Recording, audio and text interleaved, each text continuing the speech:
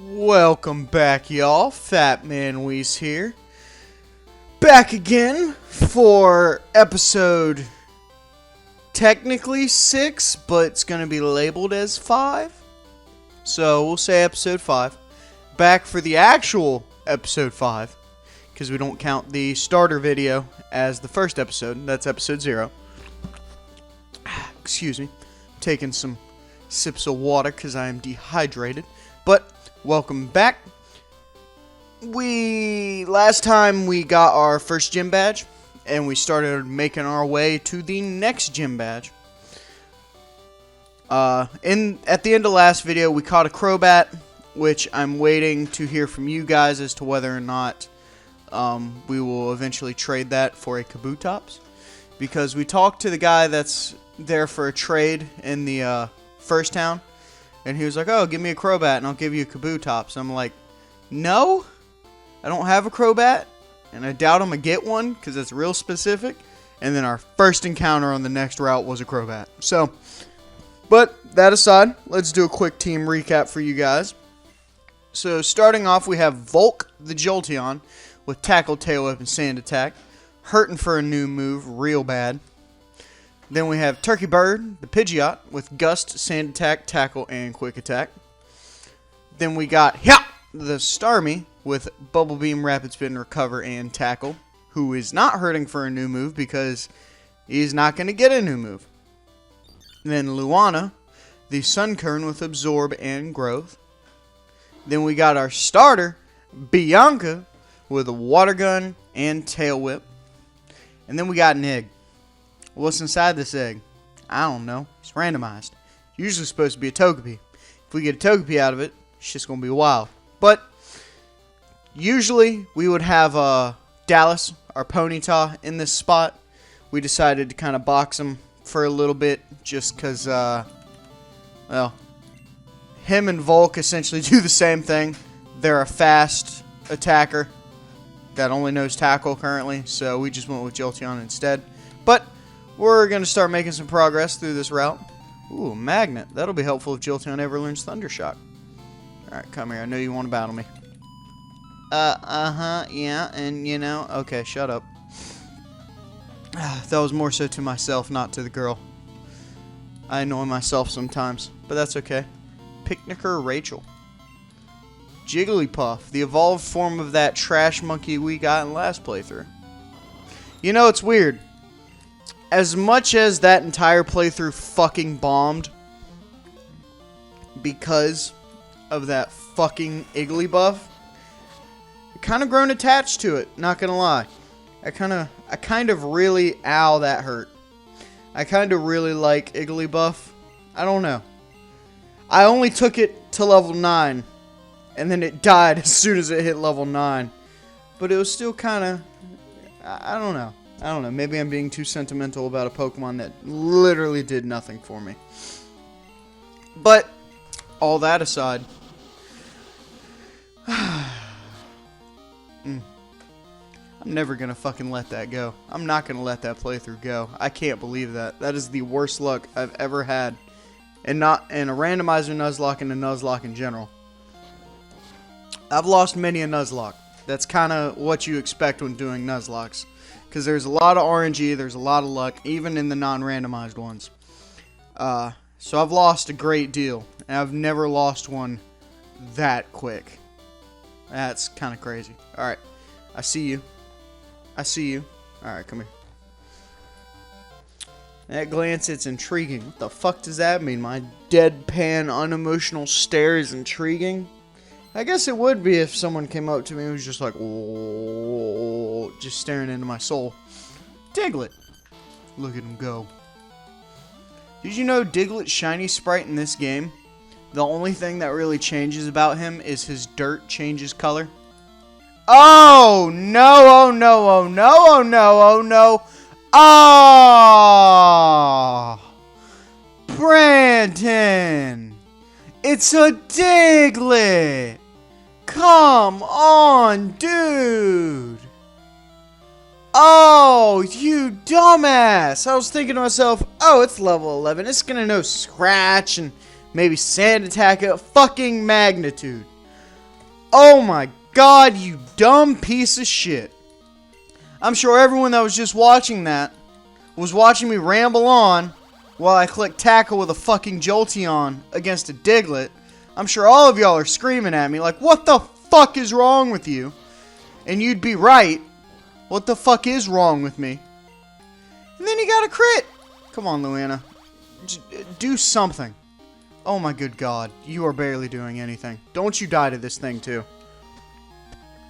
Well, we officially have our first death of this run. I really didn't think it was going to be Jolteon. I would have swore to you it was going to be this damn Sunkern, who now knows Mega Drain. Okay. That's not bad, but fuck. Alright, time to do the Walk of Shame. I'm gonna go trash this bitch. Oh, that sucks. Oh, I loved that Jolteon like my child. Like my own child. That's not true. I actually wasn't that attached to it. Jolteon's a cool Pokemon, but he was never one of my favorite evolutions. I think... See, it's weird. My favorite evolution kind of changed throughout time. So I know my initial favorite evolution, upon the discovery of the evolutions, was Flareon. Simply because I liked the fire types. And then I got Pokemon XD Gala Darkness. And Espeon was the one evolution I never had as a kid. Like in playing Crystal and shit.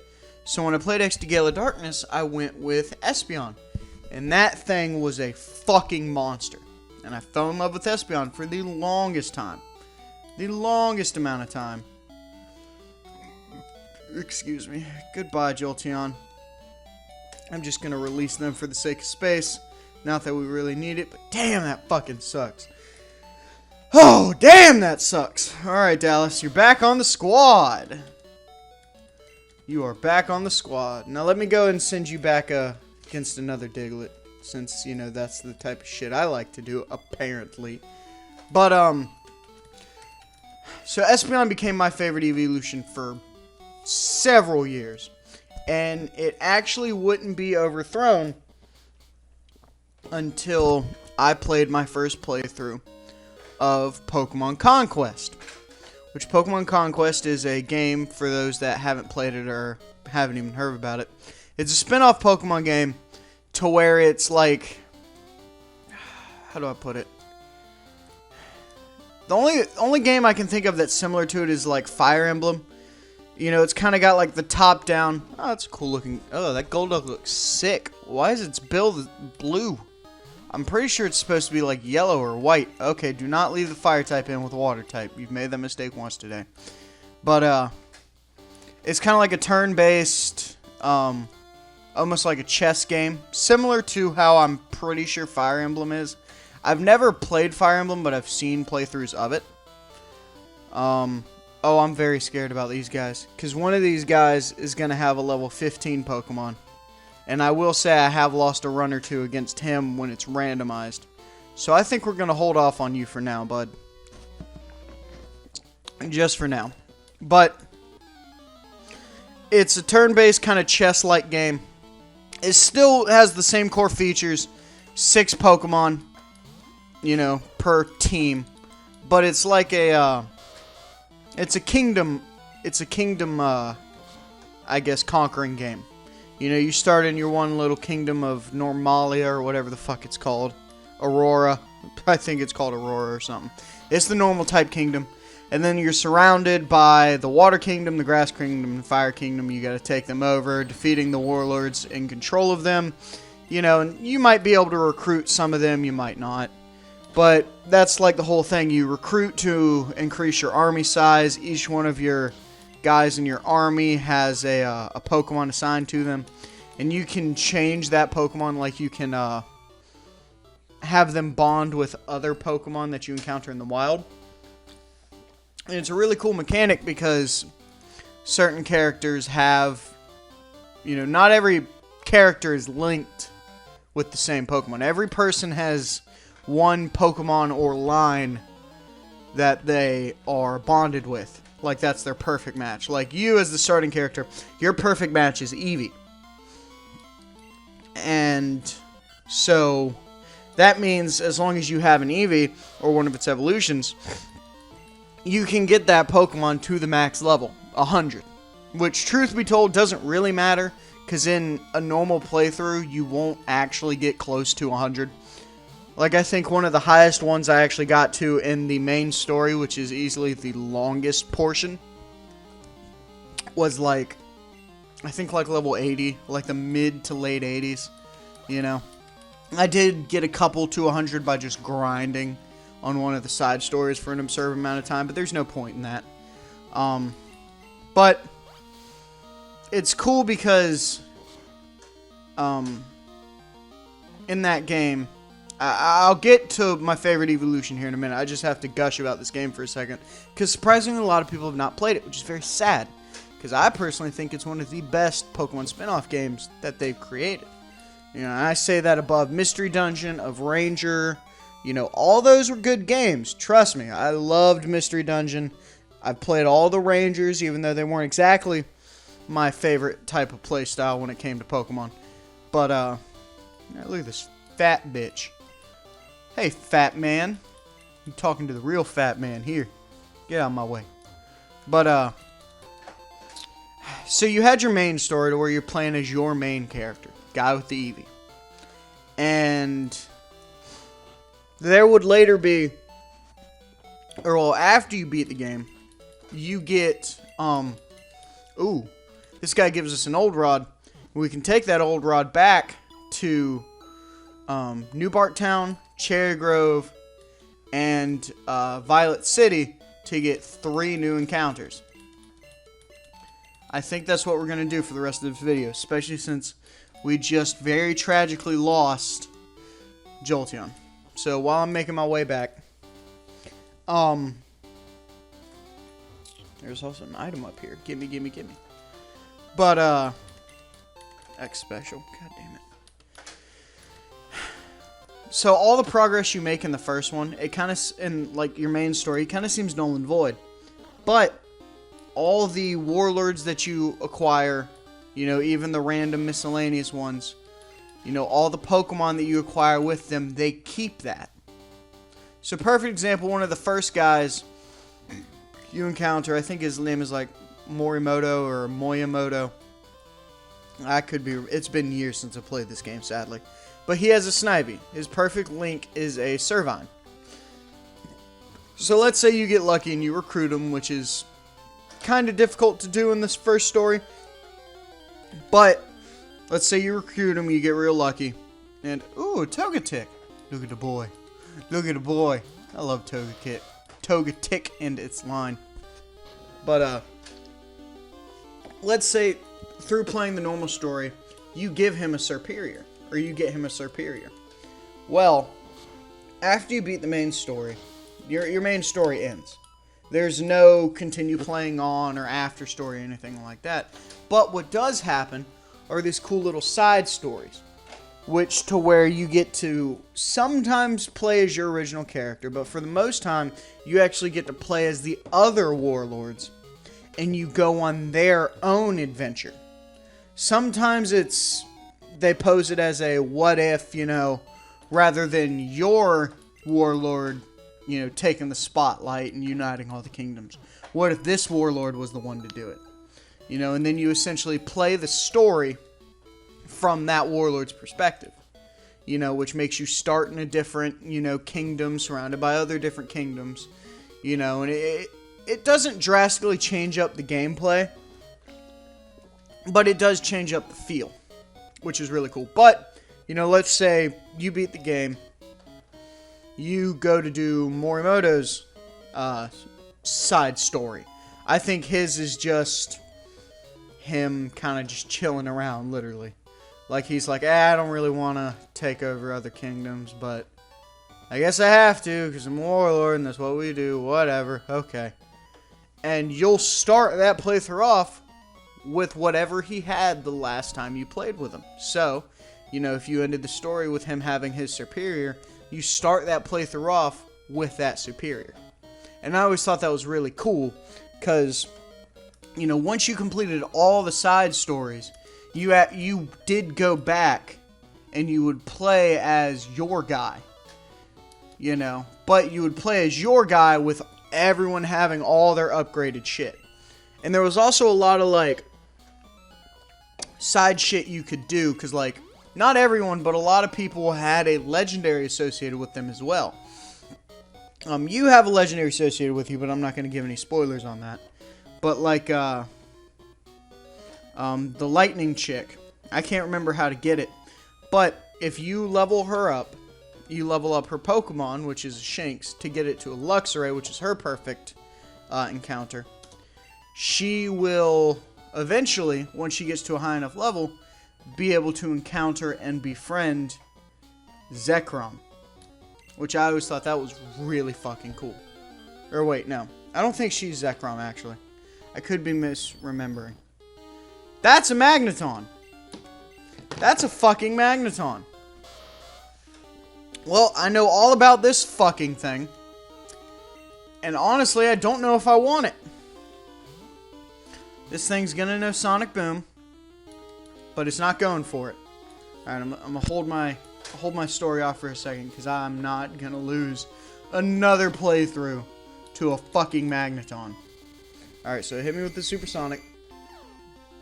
That's fine for the most part. Bianca's physical attack ain't that good, so even if it hits itself, which it's gonna do because it's a dumb bitch, it's fine.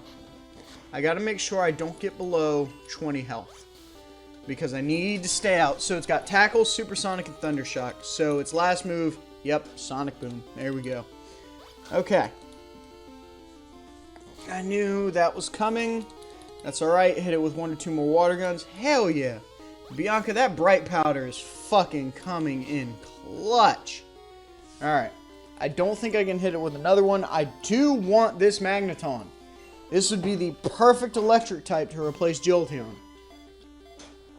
The perfect electric type. Oh, damn it. Damn it, damn it, damn it. Alright, Thundershock, good. Yeah, keep going for those. It'll work eventually. Trust me, it worked in the anime. I'm sure it'll work here too. Don't even give it a second thought. Just keep Thundershocking away. Fuck, come on. Excuse me. Got a little bit of congestion this morning. Apparently. Yeah, that was fucking gross. I'm sorry y'all had to hear that. Granted, that was just me breathing in for effect and not really me being congested at that point. I'm sure it doesn't matter. I'm sure it was gross regardless. Come on, Magneton. Stay with me. Join my crew. Join my pirate crew. The FATMAN squad. We're at 21 health. We can't take any more damage. Any more damage and I have to heal. Oh my god. Stop being so stupid. I'm gonna waste all my... We're not gonna go for a whole bunch of encounters today, because we're gonna be on fucking Magneton for the rest of this video. Jesus. Nah, that's fine. Keep going for Thundershock. Well, I'll just watch the HP while I'm blabbing, because it doesn't look like this is going anywhere anytime fast.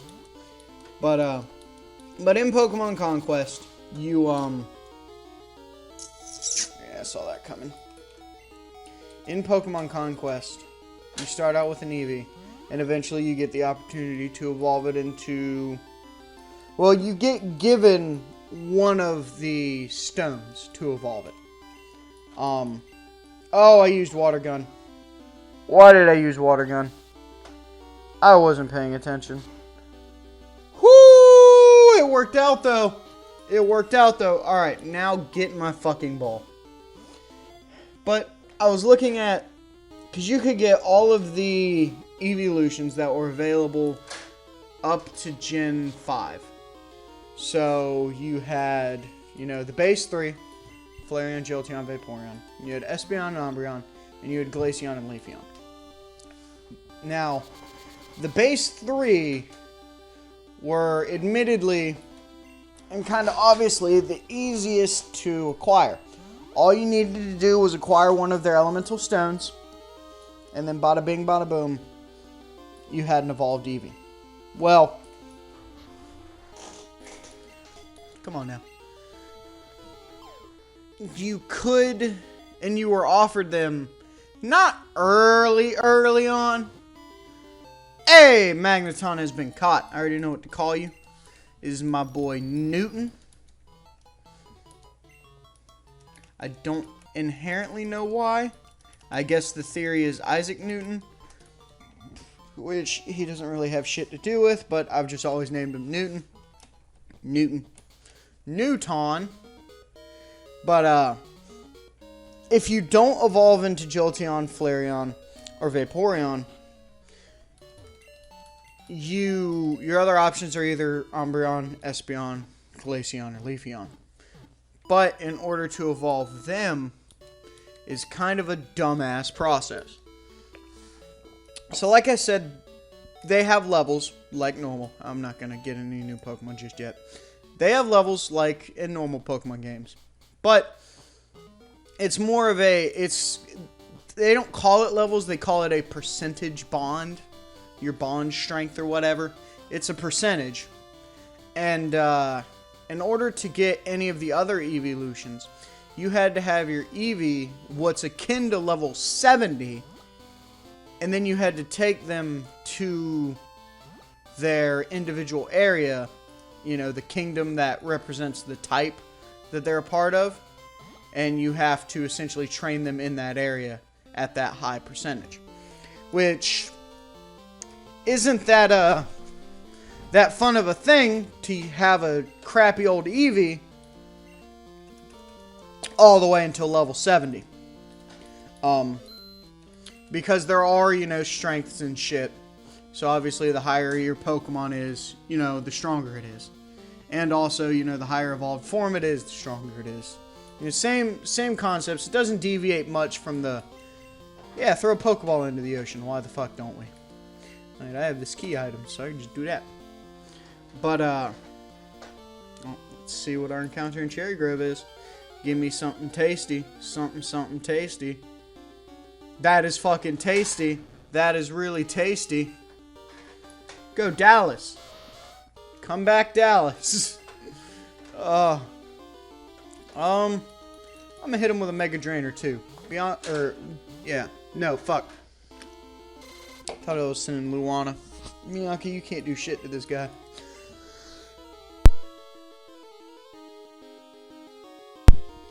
Sorry about that noise. I had to mute my mic real quick because I had to sneeze. Oh. Hold on, give me a second. I gotta clean myself. That was gross.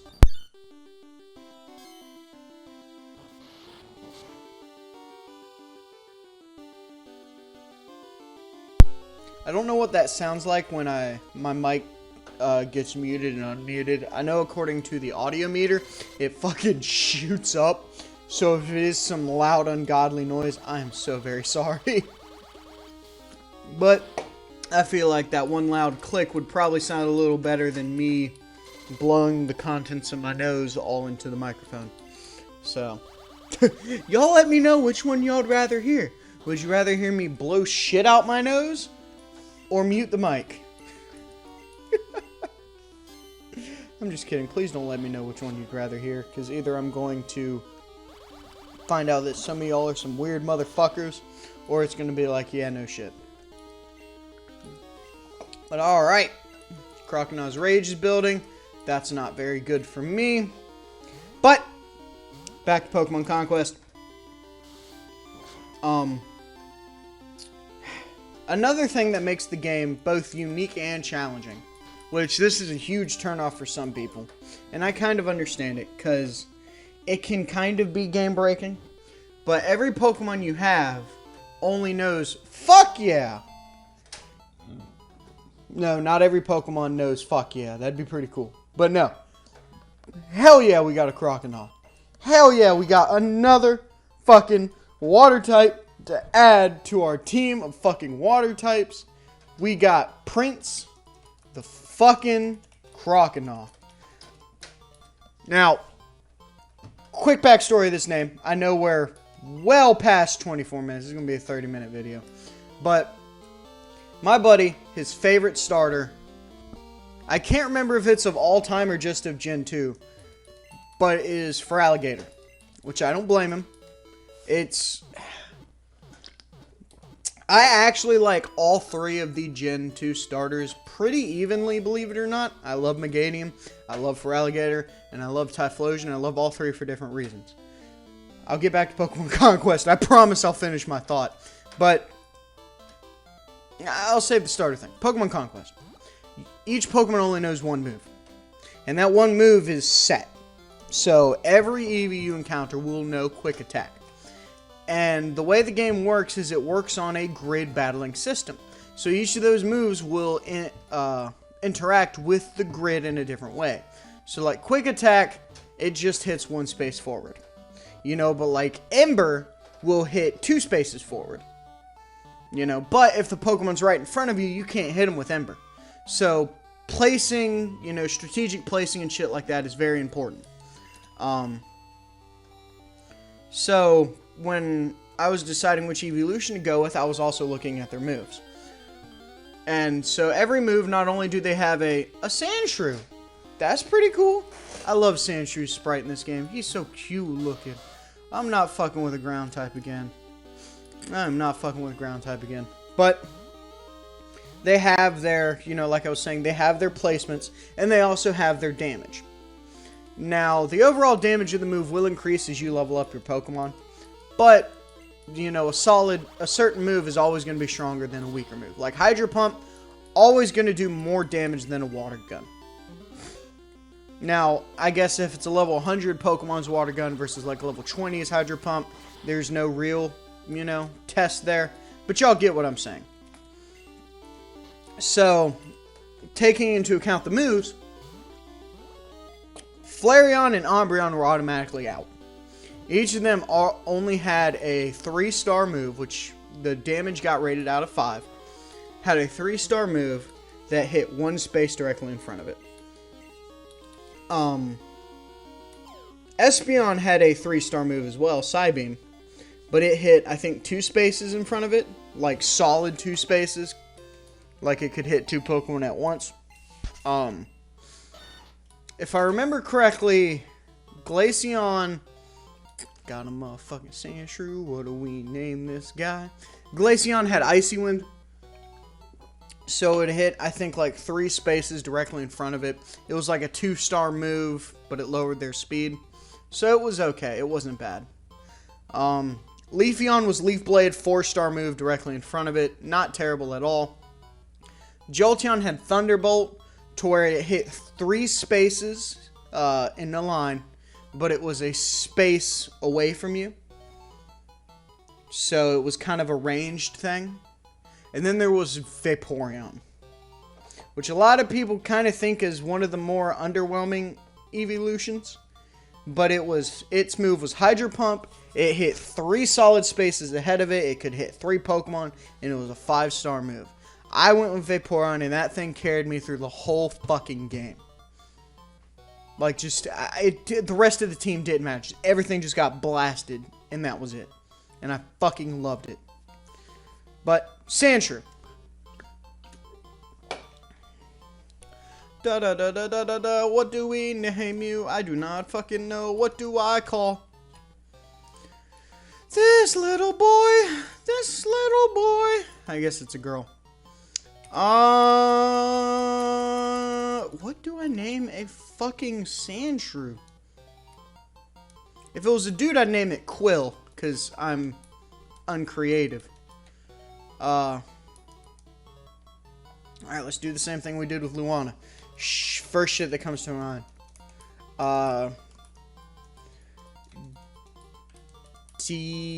Dio!